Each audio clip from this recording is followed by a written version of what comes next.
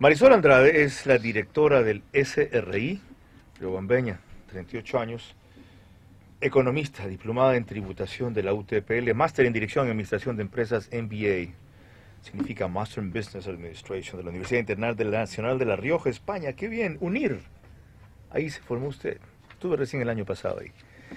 A ver, usted se ufanó de que han tenido históricos resultados. En abril del 2019 recaudaron 2.058 millones, ese monto representaba un crecimiento de 15.7%, siendo el mejor resultado del crecimiento histórico en recaudación desde el año 2012. Si no me equivoco, la cifra era 380 millones de dólares más que la anterior o algo así, ¿verdad? Sí, justamente cuando comparamos, Carlos, buenos días y a todos Buenos quienes días, nos bienvenida. escuchan. Muchas gracias, siempre gustosa de poder compartir con la ciudadanía a través de un importante medio de comunicación. Como ustedes Esto es una cadena, no un medio. Eh, Somos varias radios, la escuchan bueno. en su tierra a través de Extrema FM. Muy bien, espero que mis coterráneos pues me estén escuchando. Bueno, como usted menciona y daba las cifras, así es, Carlos, hubo el año 2019, pues hubo cifras históricas de recaudación, justamente cuando cerramos el año 2019 con cifras oficiales, logramos recaudar 390 millones más que el año 2018. Claro, sí hubo la remisión tributaria, ¿cómo no? Pues así facilito. No, el 900 año millones 2000... de dólares aproximadamente rindieron esos. No, Carlos, la remisión fue en el año 2018, no en el año 2019. Pero ¿cuándo se efectiviza eso? No, 1.100 millones fueron en el año 2018 en efectivo y 100 millones quedaron en facilidades para los 2 siguientes años. Es decir, este año todavía finaliza las 12 cuotas que faltaban del año. O sea, el incremento 2018. real fue de 290 millones o algo así. Aproximadamente, sí. Ahora, eso es interesante. ¿Por qué creció, aunque sea en 290 millones la recaudación? Sí, justamente eso es lo importante porque todos sabemos que la economía no creció y la recaudación tributaria sí creció en el año 2019. ¿Y por qué creció? ¿Hubo más impuestos? No hubo más impuestos, Carlos. La reforma se aprobó y fue publicada el 31 de diciembre. Si no entró en vigencia ese año. Empieza 2020. Primero, la cultura tributaria. Sin lugar a dudas, hay una mejor cultura tributaria en el ciudadano. No la óptima, no totalmente, pero sí hay una mejor cultura. ¿Cómo ha conseguido eso sin andar de pesquisa atrás de todos como andaba Carlos Mars Carrasco o como andaba Orlando? Básicamente lo que hemos hecho dentro del Servicio de Rentas Internas es acercarnos al ciudadano. No pasa nada el sentarnos con los contribuyentes, sean personas naturales, jurídicas, revisar sus casos y corregir si es que así procede, o ser firmes, como en el caso también de corregir, pues, y actuar con la norma. ¿Hay más cultura tributaria? ¿Otro factor? La cultura tributaria también, Carlos, antes de pasarnos al siguiente tema, viene derivado justamente de los servicios en línea. Vemos que el haber facilitado las declaraciones en línea, los formularios, hace que el contribuyente declare más fácilmente con una información prellenada y cumpla a tiempo. ¿Ya? Segundo, el año 2019 tuvimos un sobrecumplimiento, un sobrerendimiento de nuestros procesos de control. ¿A qué me refiero? El año 2019 gestionamos 1.058 millones a través de liquidaciones de pago, actas de determinación. ¿Y por qué digo gestionamos, no recaudamos? Porque de esos 1.058 millones que fueron gestionados a través de los procesos de control, una parte está en efectivo, otra parte está, como es el justo derecho del contribuyente, impugnado, sea en vía administrativo o judicial. ¿Hay un tercer factor? Y el tercer factor es la recuperación de la cartera, Carlos. Usted decía, tuvimos remisión en el año 2018. Generalmente lo que sucede el siguiente año de remisión es que es mucho más difícil recuperar su cartera dentro del Servicio de Rentas Internas. ¿Por qué? Porque las deudas, las obligaciones que se quedan pendientes de los contribuyentes que no se acogieron a remisión son las de más difícil recaudo, son aquellos contribuyentes que siguen con el proceso en impugnación. ¿Que creen que van a ganar sus juicios? Es difícil, así es. Aun cuando eso sucedió, el año 2019, pues a través de las diferentes medidas cautelares, como prohibición de salida al país, retención de fondos, retención de créditos a terceros, logramos recuperar más de 750 millones de nuestra cartera. Eso es lo que produjo que la recaudación tributaria del SRI no solo no haya decrecido, sino que más bien tuvo un crecimiento importante. Y eso más allá de ser un índice de la gestión, un indicador de que estuvimos trabajando, son buenas noticias para el país. Sin porque duda. Recaudar 390 millones más que el año 2018, en un año, en 2019, que no hubo crecimiento de la economía, pues por supuesto son recursos para el presupuesto. Lo son. La mala noticia es que no sepan usar bien los presupuestos, los impuestos que usted recauda, pues eso no es su parte. Ahora, de todo lo que tengo aquí, porque me he pasado estudiando esto anoche, esta no es mi especialidad, Ya, usted tiene que volver varias veces, economista. Con mucho gusto lo haré, Carlos. Qué bueno, le digo en serio. Porque es irresponsable evacuar esta agenda en el tiempo que disponemos. Pero no lo es darle paso, porque todavía estamos en Quito a través de 92.9 FM La Poderosa. En donde a las 8 arranca Los Especialistas de Match Deportes. La dinastía continúa. Con Roberto Mar Machado. Okay. Porque allá nos está escuchando ahorita a Napoleón Santamaría, abogado, yo le digo economista siempre, que es un experto en cuestión tributaria, y me dijo, por favor, sé que va mañana, director del SRI, hágale esta pregunta en mi nombre. Respecto al Producto Interno Bruto, ¿cuál es el monto de evasión fiscal en Ecuador? Si cobráramos todos los impuestos sin evasión, ¿se cubriría el déficit fiscal de 3.600 millones presupuestados para el 2020? Carlos, primero, Napoleón no está escuchando, con él he discutido en algunas ocasiones algunos temas importantes sobre tributación. No tenemos un estudio de evasión. Difícil sería darle ahorita en una cifra y decir si efectivamente ese valor, si cobraríamos y se redujera la evasión, pues cubriríamos el déficit. Deme una estimación, deme una estimación. No obstante, tenemos, yo quisiera... Deme una estimación de cuántos impuestos se evaden, ¿cuánto cree usted? A ver, yo creo que en el tema de IVA, por ejemplo, habrá una evasión de aproximadamente el 20%. Lo cual significaría un monto de... Estamos hablando de aproximadamente unos 1.000 millones de dólares. Ahora, ¿en impuesto a la renta? Debería ser algo similar. 2.000. Sí. Ahora, Carlos, ¿qué es lo importante analizar? Sigamos. El gasto tributario. ¿Y en otros impuestos? Es que quiero una estimación los más importantes son IVA y renta, Carlos. ¿Y por qué me quiero ir al gasto tributario? Y Napoleón, que nos está escuchando, me dará la razón. El gasto tributario, de acuerdo al estudio que se hizo para el 2018, el gasto tributario, ¿qué es? Son aquellos ingresos por impuestos que se dejan recaudar por exenciones, por exoneraciones, por deducciones que están en la ley. Correcto. El gasto tributario al 2018 era de 4.900 millones de dólares. Es decir, sí, en lo posterior se hace una reforma tributaria, ¿en dónde? En esta reforma, pues hubo ese análisis, hubieron algunas propuestas, unas fueron acogidas, otras no, pues en este momento no voy a discutir aquello, pero se debe pensar en más adelante en otras reformas en donde se vaya reduciendo ese gasto tributario. Es decir, reducir exenciones y exoneraciones. Sí, no digo, aquello no implica, y que no quisiera que me malinterpreten alguien que me escuche y diga, o sea, lo que usted quiere es quitar la tarifa del 0% a los alimentos. No o dejar de dar estímulos a las inversiones, que es otro pretexto. No digo eso. Pero hay algunos rubros que se podrían considerar y que se podría ir reduciendo ese gasto tributario, porque ese gasto tributario de los 4.900 millones al 2018, el estudio que hubo, hace que esa cifra importante de los 4.900 millones esté ahí presente. Y eso está en ley, eso no es evasión, eso está en ley. Correcto. Son esas exoneraciones, deducciones que se podría ir pensando a futuro de que se tenga en cuenta, se analice y en la Asamblea pues pueda ser aprobado una reforma así que nos permita reducir el gasto tributario en el país. Yo estoy en contra. Pero lo que cuenta aquí es la opinión de la experta, no mía. Yo estoy a favor de que estos 2.000 millones de dólares que haya estimado, ojo, estimado, que podrían corresponder a evasión de ICE e impuesto a la renta, se reduzca, IVA e impuesto a la renta, se reduzcan por lo menos a la mitad.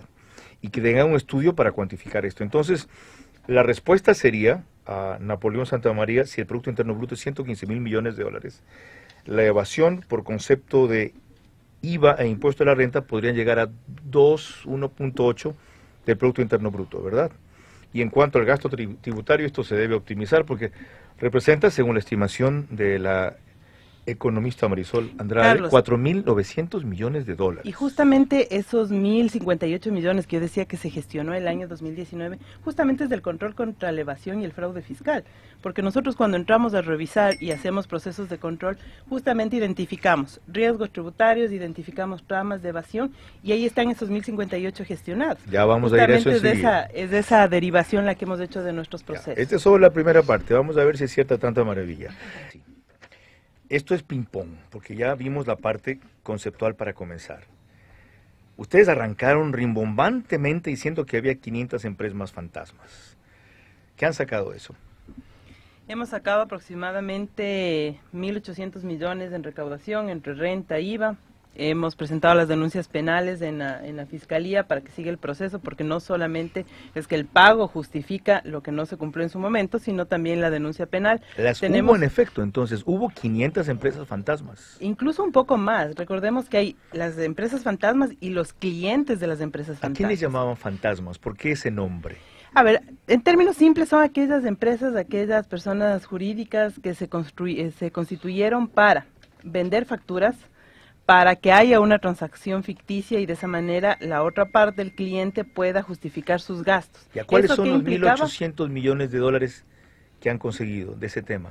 A ver, los 1.800 millones son aquellos valores que se derivaron de declaraciones sustitutivas del propio contribuyente, es decir, ese cliente de fantasma, por ejemplo, que quitó de su contabilidad, quitó de sus registros esas facturas de empresas fantasmas. Ajá. Y declaró la base imponible correcta y pagó un impuesto. Ustedes detectaron entonces ahí una evasión, ¿verdad? Por supuesto. Y se le hicieron pagar. Así es. Ahora, economistas, es un delito tributario.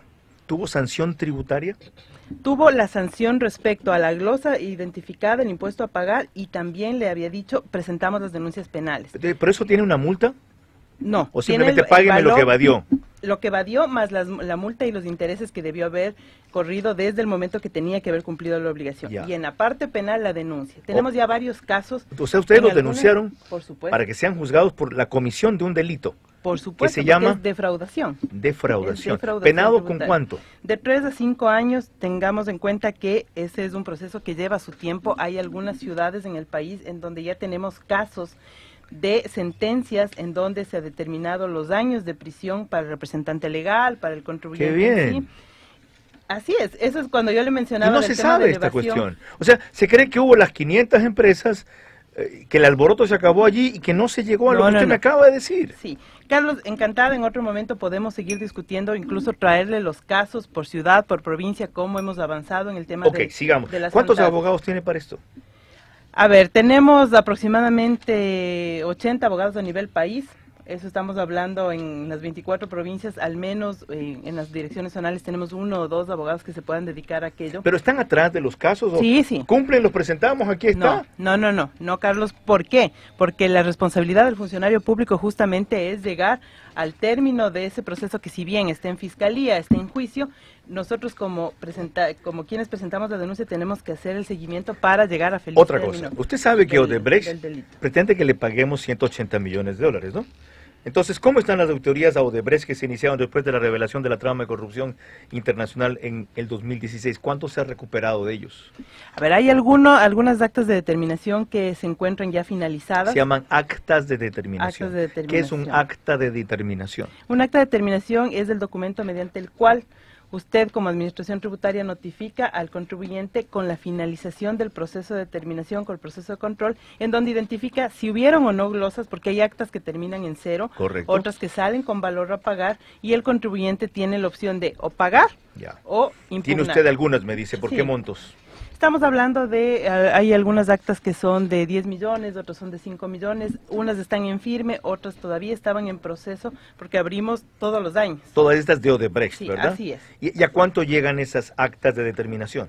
Bueno, en mente tengo aproximadamente será unos 40 millones de dólares. Si me equivoco la cifra, pues en una siguiente ocasión les puedo dar la cifra correcta, pero sí hay valores que fueron determinados por la Administración Tributaria. Unos se encuentran en firme, otros se encuentran en el proceso de finalización del control. Mire, el público me pregunta, ¿tiene más y mejores fiscalizadores?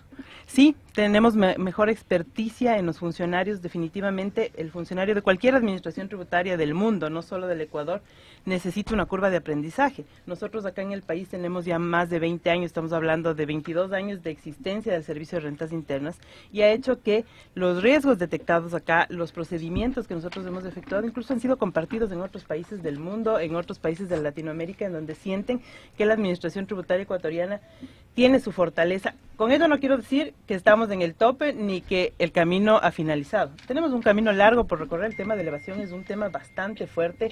Hablamos de 3.000 funcionarios a nivel país con 2 millones de contribuyentes activos. Si hacemos la relación, pues vemos que somos minoría frente al universo de los contribuyentes activos y aquellas también actividades que son informales. Pero a través de los intercambios de información, el año anterior logramos ya la adhesión del Ecuador a la CAM dentro de Foro Global, y esperamos que este año pasemos de esa evaluación de Foro Global dentro de la OCDE, y con ello, a partir de septiembre, tengamos información de cuentas financieras de residentes ecuatorianos en más de 140 países del mundo. Eso alimenta la información que tenemos actualmente. Una cosa más, ¿cómo están los juicios a los grandes contribuyentes y grupos económicos del país? ¿Cuánto de los montos por los cuales ustedes estaban litigando se desaparecieron con quienes se acogieron a la remisión y cuántos son los montos que quedan aproximadamente por esos juicios? A ver, la cartera al inicio de la remisión, esto le hablo a mediados del año 2018, la cartera aproximadamente del SRI era de 4.000 millones de dólares, esto incluyendo impuesto, interés y multa. Repítame la cifra. Impuesto, 4.000 millones de dólares. ¿A fines de? A mediados del 2018, antes de empezar remisión. Okay. De esos 4.000 millones, 2.200 millones eran impuesto y la diferencia, los 1.800 millones, intereses, multas y recargos. De esos 2.200 millones, aproximadamente 1.000 millones se acogieron a remisión, es decir, quedaron aproximadamente 1.200 millones más los intereses, multas y recargos de nuestra cartera. Y de esos 1.200 millones, este año recuperamos, el año 2019, perdón, recuperamos 750 millones. ¿Sí? Recuperamos significa que ganaron los juicios. O sea, ahí litigaron hasta el final. Sí, y que estaba la deuda en firme. Ah, ok. Porque nosotros, esa es una aclaración importante para quienes nos escuchan. Hay veces que la ciudadanía siente de que el SRI, ¿por qué no ha cobrado esta deuda? Si no está en firme, no podemos entrar a cobrar. Definitivamente la ley le ampara al contribuyente. Entendido. Como está en su derecho y no podemos entrar a ¿Valió cobrar. la pena esperar? Sí, valió la pena. ¿Valió la pena venir? Muy de acuerdo con que valió la pena. ¿Ya ve que así sirven las entrevistas? Así es, Carlos. No contemplándole, encantada. hable, diga lo que quiera de la cuestión. Bueno, economista, tenemos una agenda larga. Encantada, yo vengo las veces que usted Le agradezco su considere. paciencia y me disculpo por su tolerancia a mis frasesotas en los intermedios comerciales. La próxima ya no van a ver esas frases. No, sí van a ver más. Pero no fue por usted, 8:34.